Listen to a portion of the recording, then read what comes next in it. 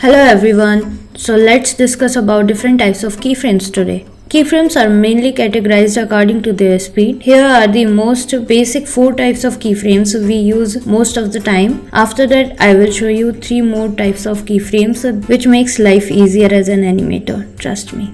Okay, the first type is linear. It represents by a diamond shape. It means the speed of the animation is constant or linear overall. If we select the keyframes of it and go to the graph editor, we can see the line which represents the speed of the animation is straight, meaning linear. The speed will remain constant. Okay, you got it.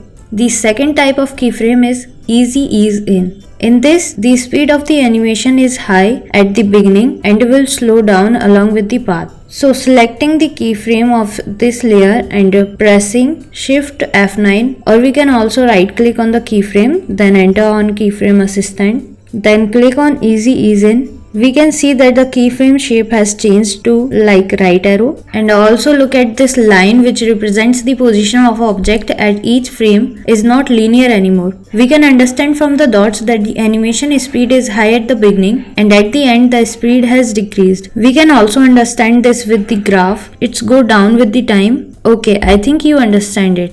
So now the third type is easy ease out. Come to the timeline panel and select the keyframes of the third layer. Now press Ctrl Shift F9, or you can right click, go to the keyframe assistant, then enter on easy ease out. The keyframe icon has changed and is looking like left arrows.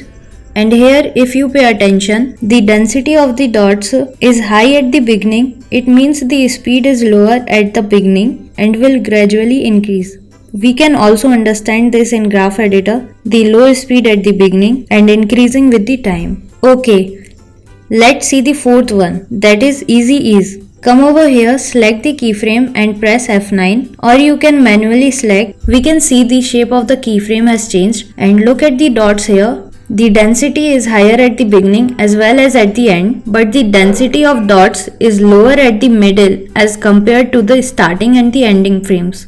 We can also understand that from the graph editor. And now if I play all the layers, we can easily see the difference.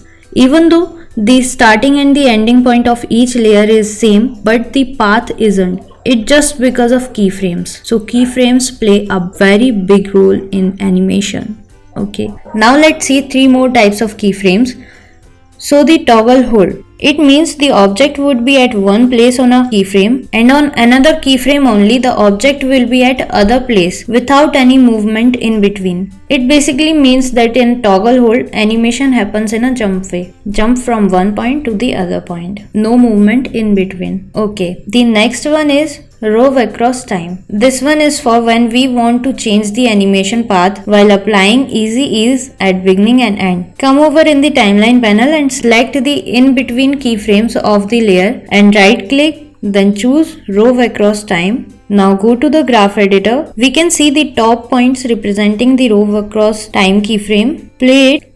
At the beginning the speed is low, then increases, and then with the end it decreases. We can modify it further with the graph editor, just shifting the points like this to increase the speed slightly to make the animation more smoothly.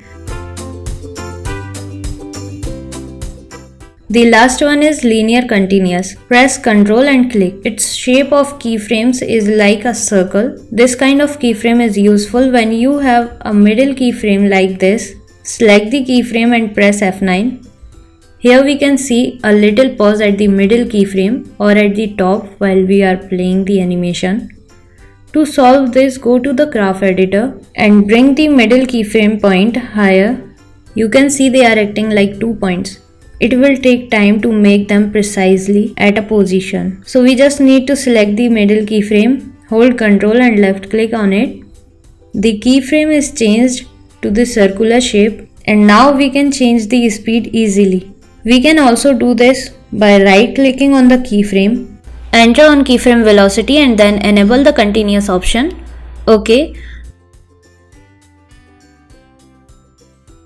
That's it for today. If you have anything to ask, then just comment down. I will try my best to reply you. Okay. See you in the next one. Bye bye.